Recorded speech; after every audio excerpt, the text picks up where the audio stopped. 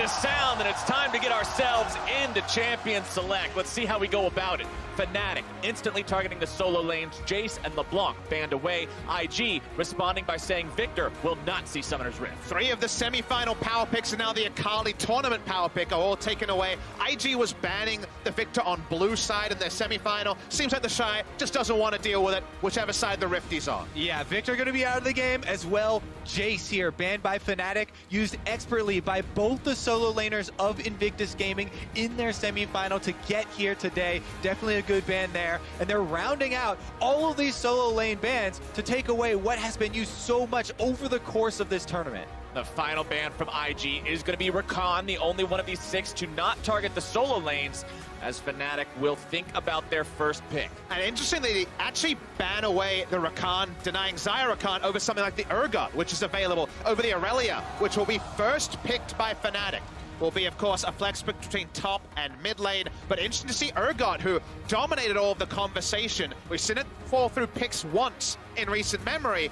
I don't know if Invictus Gaming will pass it up. Yeah, Fnatic definitely putting a lot of weight on Caps' Aurelia. This is something he's used tremendously throughout this tournament, one of his most played champions. It is one of the more risky assassins as far as having to commit a little bit further up into the lane. And this has been something that we've had a very close magnifying glass, how far these mid laners will play up and how quickly the junglers will come to turn the tides. And speaking of those junglers, you can see Invictus Gaming quickly putting Ning on a champion that he is known and loved for, that Camille, that comfort pick, locked in for them, along with that Alistar. They did hover over his other pocket pick, the Kayn that, of course, he played once in the LPL Grand Finals. Does jump onto the Camille, which, again, much more normal pace for him. Again, interesting. Urgot is skipped over. The Alistar priority shouldn't be a surprise. Alistar has been a first-pick support for a lot of the tournament. The reason why IG takes it in this first round is a blocker pick to Sivir. Most AD carries refuse to play Sivir into Alistar because the spell shield does not negate Headbutt Pulverize,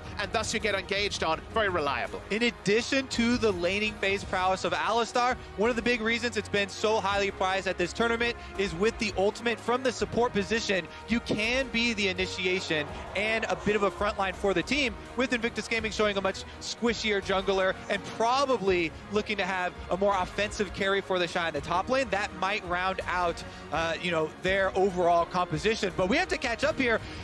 They've already got the Urgot now locked in, another power pick for Fnatic. And this is very interesting because now you consider what they have. Ostensibly, both solo lanes and their support are locked in. If IG want the Scion, the usual tank answer, it means the Shy. Very unlikely to be on a carry this game, probably going to be on the Scion that he does have a good record on. He is 3-0 on the pick, so definitely a containment pick. But suddenly, one of those win conditions for IG of unlocking the Shy to be a hard carry like he was on the Jace is already going to be a bit of a secondary variable now with the Scion matchup. Meanwhile, the other pick for Fnatic also very important. Hylissang has played mainly the Rakan or Braum. Those two champions pretty much only, with a couple of other picks here. So Braum with the shield, very important for lane phase for Rekkles. Rekkles is a marksman that likes to farm up, play very defensively in the lane phase. He has one of the highest KDAs and least deaths because of this playstyle, and it has found success for them. Talking about marksman, going into ban phase 2, that is the name of the game. Rekkles has played a lot of Sivir, Jackie's played none. It's a very easy ban for IG to make. Fnatic also taking the Lucian off the board, one of Jackie's favorite picks throughout the regular split of the LPL. And also a pick that everyone in solo lanes is also playing around with for flex Lucian possibilities. Usually a Jackie Love pick. Speaking of Jackie Love picks, just going to default to the Kai'Sa that started this tournament with a bang, has kind of gone to more of a whimper recently, but they have a lot of setup CC to apply the plasma and allow Jackie Love to still be a big carry in late game fights. Exactly. We can already start to judge the entire team compositions that are forming here. Invictus Gaming coming out with a much more solid 5-on-5 setup with those tanks on the front line, and the Camille plus Kai'Sa very good at finding picks throughout the game. But look here, Fnatic locking in the Jhin in answer for lane phase here versus Kai'Sa. A lot of early burst damage potential. And this is going to be the first Jhin played by Reckless, as we will see the Lee Sin locked in for Broxah. So much conversation about how well this man has been jungling throughout Worlds 2018, and this has been one of his signature picks. Exactly. The Lee Sin has been amazing for Fnatic, and Broxah in particular. This man has been the best jungler at the World Championship, and in large part due to creative plays with this champion. I think he's had one of the best tournaments a jungler has had on the international stage ever. He has been outstanding. We see the draft finally rounded out. Was considering the Rise was rookie, probably going to land on the Lissandra. Big takeaway here from Fnatic. Very physical damage focus. Usually Jhin doesn't want to deal with frontline tanks. He gets a lot of them on the opposition side. Kill still can play 1-3-1 very adeptly, especially if they're able to keep the Scion down and not allow his tankiness to take over. But this could still very much turn into 5v5 team fighting with the setups we have locked in. And Rookie on this Lissandra, he has made so many plays on this champion. When you look at Rookie, you're not just talking about a guy who can manage to, sometimes he farms up and beats his lane opponent down, sometimes he roams around. He consistently outperforms lane opponents in shoving them in, getting ahead, rotating around. He finds more kills bottom lane than he does around his own lane because he affects the team so well. Yeah, exactly. It's been about his movement around the map to take his advantage to help out the rest of the team. We shall see now as we are moments away from starting off game number 1 here at the World Championship Finals. And game number 1 is so important for these two teams who have played such a fast, explosive style before. If you can get your momentum going and make things happen, you could really get yourself off to an awesome, fantastic start here. Lots of young players on the Rift, 2 squads that, of course, not been in World Finals for Fnatic since Season 1, and then, of course, for the LPL teams, also been a really long time, so there is so much talk about momentum here. You win the game 1, that post-game team talk is a lot more comfortable.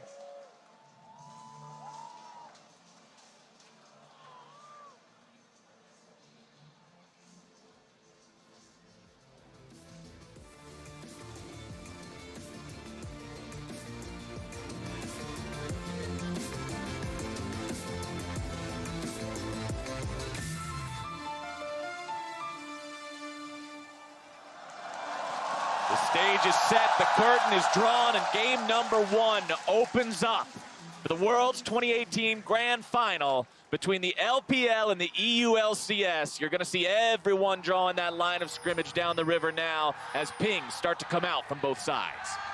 And I want to focus in on one theme here early on in the first game, and that is this river that we're looking at right now. The river is the highway that connects all 3 lanes on Summoner's Rift and has been the way to control the early game as far as jungler movements, using control wards to allow their supports to affect the other lanes. This has been something that Fnatic especially used to help out Caps, even when Rookie got a 1 versus 1 lead. And while the importance of the river has always been there in League of Legends, it's even more important at level 1 now with those spotting wards to spot out jungle paths around Scuttle Crab that required camp early. So important they had to clear there is a bit of a hello from the Fnatic bot lane as they enter lane. Reckless goes in, manages to proc that final shot there to grab the stun, now backing himself away.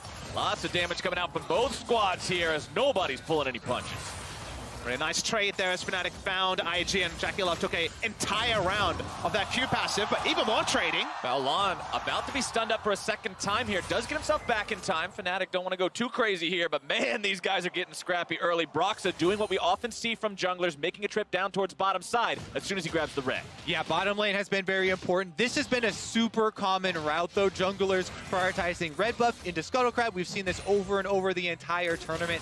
And Broxah here on the Lee Sin will be able to get this vision, which is important considering how aggressively their bottom lane is pushing forward and trading in this lane. They need the extra security. Broxah actually played blue side Lee Sin in, I believe, the tiebreaker game right at the end of group stage against IG and put off a level 2 lane gank with red buff. So something this time that JackeyLove and co were ready for. Still nice trades on the bottom side for Fnatic.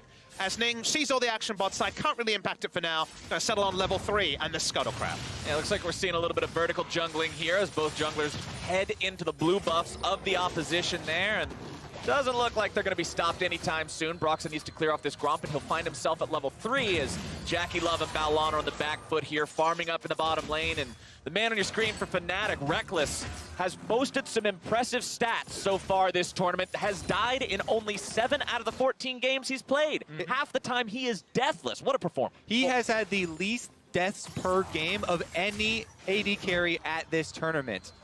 And in this game as well, we also just saw, I want to point out something Hylissang did. His lane partner there, the Braum, put up the unbreakable wall to block damage, protecting the cannon minion and denying that gold to Jackie Love. Broxah on your screen, though, just comes back from enemy territory and will return to his side of the jungle. Adaptations on how to keep Broxah in check was something IG would definitely want after going 2-0 down the second half of the round robin in group stage, and largely due to Broxah outclassing Ning on the day. But also Hylissang, who was able to be a backup jungler on specifically the Braum and come to mid lane and impact lanes that were consistently won by Rookie. We talked about a lot in the pregame, how good a player Rookie is. Against Caps, another super hyped mid laner. He won lane 3 out of 3 games. He was able to exert huge pressure solo and draw so many resources. Any backup he can get from Ning and Baolan will be welcome respite for what should be a pretty tough matchup in mid, just in terms of how many resources Fnatic will send to shut him down. And as we keep looking towards the bottom lane again and again, I want to also highlight when these two teams played against each other in group stage, the second and third games when Fnatic found their victories, Jackie Love didn't have super impressive showings, but in that first game, he went 11-1-8 on this same pick on the Kai'Sa to really shine there and carry his team to a fantastic spot and a huge victory to start off that group stage as Caps will take a little bit of damage there from Rookie, whose Aftershock will be procced. Cap's not going to find himself the stun. Broxah shows up, but with no mana left on the mid laner, you're not going to find much of a fight here. Still right time to show up in mid lane. He wants to ensure that Caps can push out the minion wave and back. Has a good back timing here. I imagine Sheen of Age will be the first pickup there. So mostly about just allowing for the pickup. Could go Merc Tread, so it's about 1,100 gold. The Shy's getting pretty comfortable underneath that turret up here in the top lane. But hey, that's Sion versus Urgot. Urgot kind of showed up as one of those champions who could really put those tanks through the grinder, both literally and metaphorically. And we'll see how the Shy continues to hold up here as Ning and Rookie will take control over the second Scuttle Crab spawn. Oh, yeah, one of the other things. Oh, Broxah might go for a steal. Broxah does manage to steal that one away, and now he's going in for the fight. Backs himself away with nothing else to find, but that's a great thing to find. Just walking by, stealing the crab effortlessly. IG thought there'll be no contest because actually Caps was clearing minions in the mid lane. The Hylissang walks up. He feels strong enough to actually go for the Scuttle contest. Picks it up kind of against the flow of play. Nice play there by Broxah. Yeah, he's able to move in. Another big thing that we mentioned leading up to this was the vision on Scuttle Crabs that you talked about. Big part of that is when you take one and you get vision of the other one, then you know exactly where the second is going to come up, and both of them very well aware there, jumping on. The only difference really that we have as far as meaningful play early on in this game, and this game has gone fairly differently than a lot of the analysts predicted as far as the solo lanes because of champion select. You know, so much more important bottom lane, but here's the teleport. TP coming in. Looks like they're trying to bait Caps into going in on this one. He will find the stun down on a Rookie, but now going to get himself away.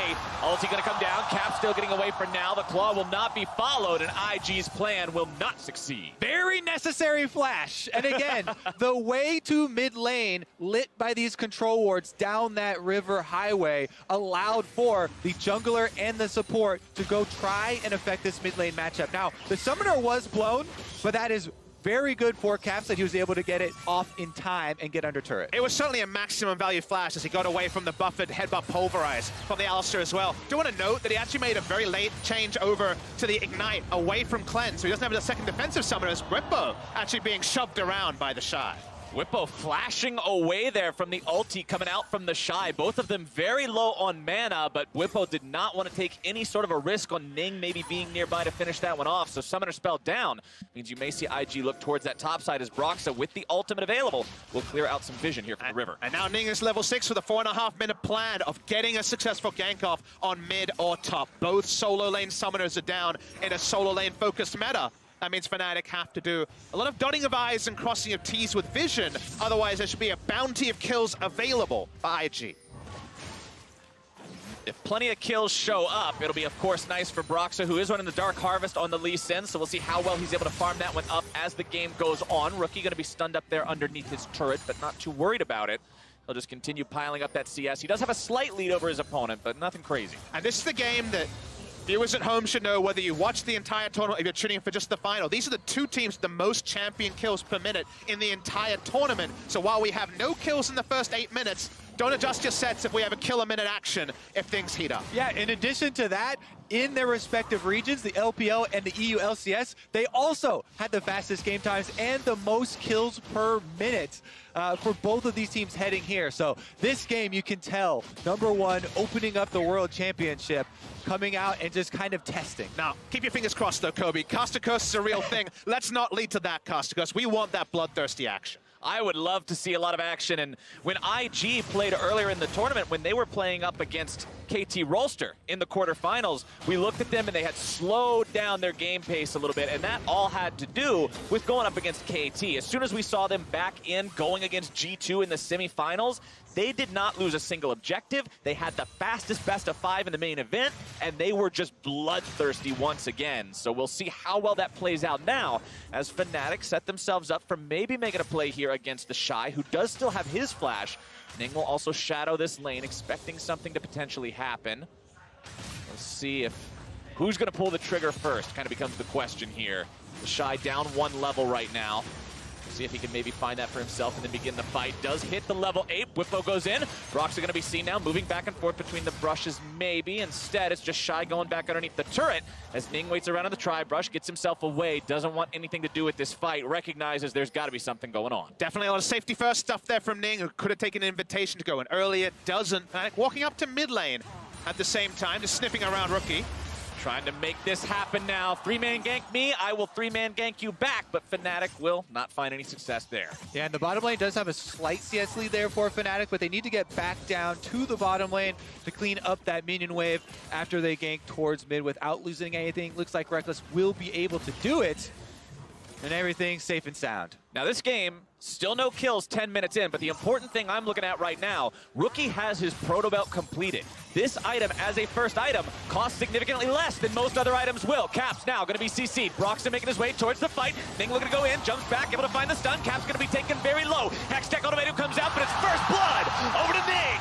IG find themselves one, but it doesn't look like they'll likely be able to find the second just yet. Broxton gets himself away, but it's still Fnatic who come out on the wrong end of the fight. The patience pays off here. Invictus Gaming are able to return to the mid lane before Caps' flash comes back up from their previous gank and get him without the flash. Now, they opted to try and pull off the counter there with Broxa coming from behind Raptor. And it's all about the bookkeeping, like you say. When you know about the summoner advantage, this becomes a more controlled play. Watching the replay, and once Rookie locks on with the ultimate, there's definitely going to be the all-in attempt from IG. Broxa only enters the screen now, and Caps feels like his best way to go forward to negate the stun is to engage at this point, but through the ultimate here, no maximum value kick available for Broxa. He actually keeps that throughout the entire fight. Very good ultimate there by Ning as well to be able to dodge the damage as well as get down Hextech Ultimatum, finish off that kill for Invictus Gaming.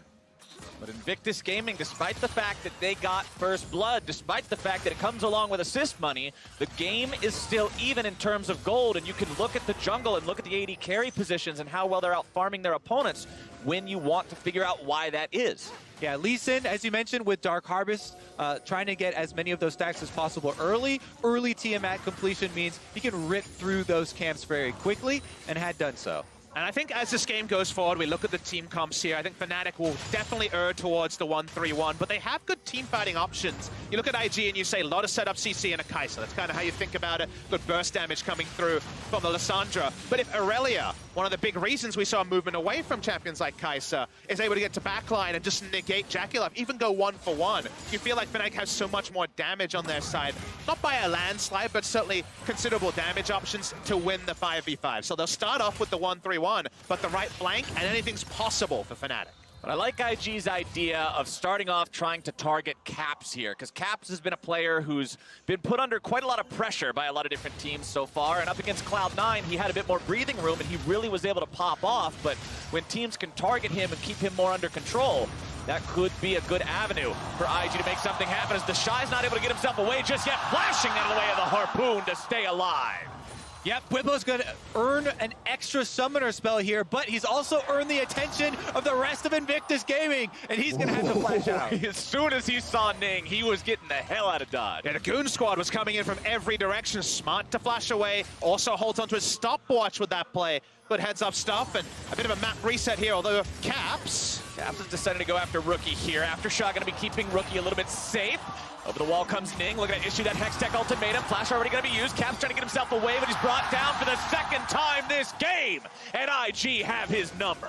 That's one of the big drawbacks of Aurelia mid. A lot of the presence of this champion relies on going in, the melee threat. Invictus Gaming are there again. They roam down to mid lane, and they get the first turret bonus. They're going to keep pushing. It was a mistake by Caps. He knew they were on top side. A lapse of judgment. Opened himself up for this damage. There could be 2 turrets, and there's still a minion wave here. Invictus Gaming, no plans on stopping anytime soon. Fnatic will at least get the bottom lane tier 1 in retaliation, but instantly losing 2 turrets in the mid lane is quite a victory for IG. Reckless is the hope here for Fnatic. Their bottom lane winning in CS, as well as able to push down that bottom lane turret in exchange for the 2 that Invictus got. Oh, Broxa gets himself the flash into the kick. Remember, Shy has no flash available. He will be taken down here. Broxa makes sure of it with the Sonic Wave, and Fnatic will get themselves on the kill board. We'll actually use the heal just to get a kill involvement on that particular kill. We'll go back now. Had no mana at the end of that one, but that entire play here is an avoidable risk by Caps. He goes in, surfs in, takes the stun and register it, and the moment you commit this HUD, knowing that Baolan had already roamed and the Ning should be topside, it is a mistake coming through from Caps. Here we go, though. Fnatic are on the board already, starting up the Rift Terror. Teleport comes in. IG not willing to let this go away without a fight. TP going to be used by Fnatic. Rookie's going to be off to the side. In the middle goes Bwipo, going to be popping the shield, keeping himself alive. Balon on the target, stunned up but not brought down just yet. Reckless going to be firing from the back with the curtain ball, but the fear goes off! Bwipo grabs the kill down onto the enemy support, but can they find anything else? They're trying to get Hillsong away into the back, but Jackie Love has already found himself that mark here as well. Bwipo's taken down by Ning. The Rift Arrow goes their way as well, and IG have won themselves another fight. Really patient stuff from IG. They kept playing around Jackie Love instead of engaging too hard, and it paid off in space. They're chasing for more. Here's Ning. Caps and Broxa in some trouble now, wanting to get themselves away. Stun comes through. Ning's going to be only held at bay for a moment, as the Shy will collect the money on that one. And after that, Invictus Gaming have a clear route towards the top turret. Jackie Love should be able to get solo gold on this, thus making up the difference from the bottom lane and funneling a lot of money onto the late game Kai'Sa here. That is exactly what they want. And remember what I said earlier, in groups when IG beat Fnatic that first time, Jackie was absolutely monstrous on Kai'Sa, and getting him off to this start is a wonderful step for this team if they want to find that first win here. Let's take another look in the Acer Predator replay. I will start the replay here with Fnatic with positioning on the Rift Hub. It doesn't mean much when there's still 2,000 health left on it. Bwipo has to teleport in aggressively. I want you to track Jackie Love, who starts this fight knocked up, but is never under any threat after that point. And at the start, it doesn't matter. The suppression comes in. You think the fear beyond death is going to decide it, but Jackie Love is always free hitting as the replay rolls on. Yeah, him being able to go offensive there, finding the kill onto Hillsong and finishing up the chase, allowing an easy kill on the Rift Herald as well, means that Invictus Gaming now with a substantial early game lead. And that's what a lot of people were looking at when comparing these two teams coming into this matchup. The name of the game was, oh yeah, Fnatic's got the team play, but IG has these stars that can really shine if they get ahead. The question is, are they ahead enough now that we're almost 17 minutes into the game, moving into the mid game to really make that shine and be able to crush Fnatic despite their incredible cohesion as a squad? And it's definitely a question we have to adjust our expectations to item on item. I would say that while we outline Fnatic being a 1-3-1 comp that from the right flank could teamfight, IG is just pure teamfight, set up CC and burst, and then Jackie Love. So you'd have to say they knew where their bread was buttered on cleaner in the couple of engagements we've seen. The items are rolling. It's not 2 item yet on Jackie Love, but Fnatic need to really consider their setups, and if we're not seeing Caps hold down Jackie Love and kill him, you're gonna have to really rethink a lot of your fights. And a big thing here for this game has been Invictus Gaming and their use of the control wards and that fog of war that it does provide to allow them to roam around and help each other out. Right now, they're trying to invade through Fnatic's jungle onto Bwipo. They're collapsing onto the Fnatic top laner, who will find himself caught between a rock and a hard place and 5 members of IG. You can shoot a harpoon into anyone you want, but you're not getting anything but a gray screen. And when you don't have carry top laners, when you have tanks, you can afford to go for these sort of vision missions through uncharted territory, pick up kills, put down the Rift Herald, and they already got 2 turrets in the mid lane. How about another 2 if they can push through bot? These 2 turret pushes are just going fantastically for Invictus Gaming, who will now push onto that second one here. Fnatic want to try to hold on, 4 men strong, but the Shy is saying no. He decides to go in, going to be tanking up for now. IG turning attention back onto the turret. Cap knocked up into the air, going to be taking quite a lot of damage, getting himself away for now. Ning goes in, Hextech ultimatum going to be used. Shelly's still on the front line, but Cap's going to be taken down in the back. Ning getting himself away. The flourish will not find its way on him for the snipe. Fnatic still in a 4 versus 5. The Shy still on the front line. They might be able to bring him down if they can make that fire find on the target correctly as Balon goes right back in. They're going to be looking to find yet another big fight. Brox is taken down, but the Fear Beyond Death will come in and find fear onto multiple people. Bwipo gets himself away, and Fnatic will hold the line with a shutdown onto Jackie Love. 5 turrets now have been taken by Invictus Gaming, only 18.5 minutes into this game. Caps there going very aggressively, trying to create a play for Fnatic to get back into this game, but only ends up going down and opening up the path for more objectives there for Invictus Gaming. Now, it should be a reset, but there is a large gold difference here that will be very difficult to overcome. And Kobe, the gold lead here that is there, about 5,000 odd gold, is the reason that IG keep their foot jammed on the accelerator. They keep taking fights where a 1-item Jhin can't do relevant damage to the front line of IG, especially not the Scion, who's stacking armor. We watched the replay here, and at the start, Jackie Love can't do damage. You think, okay, maybe this will be the disengage. Caps dives in, and if there's an extra item there, he might have threat, but the kills don't come through, and it's only right at the tail end when the Shy exposes himself and takes the full stun here that you understand there might have been a chance of Fnatic if the gold wasn't on so one-sided. Yeah, then there's the re-engage as Baolang goes in on the Alistar to get the stun. Bwipo, very nice ultimate here with the Fear Beyond Death, does get the kill and the fear to allow Fnatic to stop the push. You do think of a different fight where the items were there and maybe Reckless could be the cleanup crew. He was able to finish his rapid fire cannon as that replay took on, but it's never been Jin's kind of strongest point, trying to puncture through a tank, and it's not even the Hail of Blades Jhin that has that extra auto attack damage. Yeah, so far Invictus Gaming strategy, allowing Caps this melee risky style assassin that has to play up in the lane and then focusing him. You sometimes forget how young this guy is with how much success he has had this year, and especially in Europe, but Invictus Gaming really putting that pressure to good use. Fnatic are finding themselves in a spot that they haven't often found themselves in so far this tournament. This is a team that has only been in a major deficit 13% of the time. This is not familiar territory. This is not a way that they have played much League of Legends in the past few weeks, and we need to see how well they can adapt to this 5,500 gold deficit now that we're 20 minutes in. And on the side of Invictus Gaming, I would definitely commend Ning. This is a jungler that has had a lot of criticism to go along with the praise. This time around, so many of the plays were created because Invictus Gaming controlled the vision. They allowed their support and jungler to go influence the game. I think in general, they've thought through all their skirmishes and their map movements really smartly in this game on. They're not showing the stage nerves that can shine through in such a big situation like this Monarch Gymnasium Incheon crowd. They're turning onto Baron here as IG, but there is a spotting ward from Fnatic. What can they do to respond to this, though? Brox is going to lead from the front. They'll have to find some way to work their way in here. Balon takes a little bit of damage, but bottom side, the Shy going in for the solo kill onto Bwipo. We talked about how the Shy win condition might not be possible on a champion like Scion, but he's here to prove us wrong. The Decimate going to be used, but Bwipo may now be able to find the kill for himself. Will not. Backs away. The Fear Beyond Death had already been used, so there was no execute. But the Shy is relentless. He's got Thorn Mail, Iceborne Gola, Ninja Tabi. He gives no cares at all about Bwipo on a dive like that, but Caps wants to get a kill on the board for himself. Here's some of that Fnatic team play. They're bringing Caps around with the mop and bucket to try to clean the Shy up, but a quick roar into a desert. All right, Caps just gonna wait. He knows the range of that ability. And not gonna find himself too much here, but meanwhile, the Shy is just a big old distraction. Caps can kill the meatball in the bottom lane, but what are they going to do about the Baron being taken? Broxah and Hylissang going to be controlled and bursted down. The shutdown credit goes over to Caps in the bottom lane, but it's going to be a 1 for 2. Whitbo now has to try to get himself away as IG have found anyone who tried to interfere with their efforts, and it looks like they'll find even more now. Ning goes in, he issues the ultimatum, and the price is death. Balon cashes in, and we're going to see what else they can do.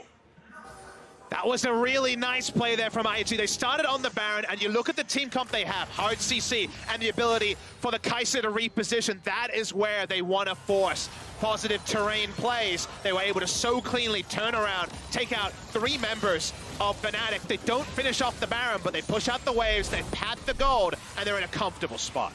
Let's take another look at this attempt here from Invictus Gaming. While they've got 2 members fighting on the bottom of the map, Balon is able to get over the wall, initiate onto Broxah and Hylissang there. They find the 2 kills, and then because Ning does have his ultimate, they finish this up on Whippo, even though he's taking on Urgot. 4 members of Invictus Gaming able to take him down and find the extra kill.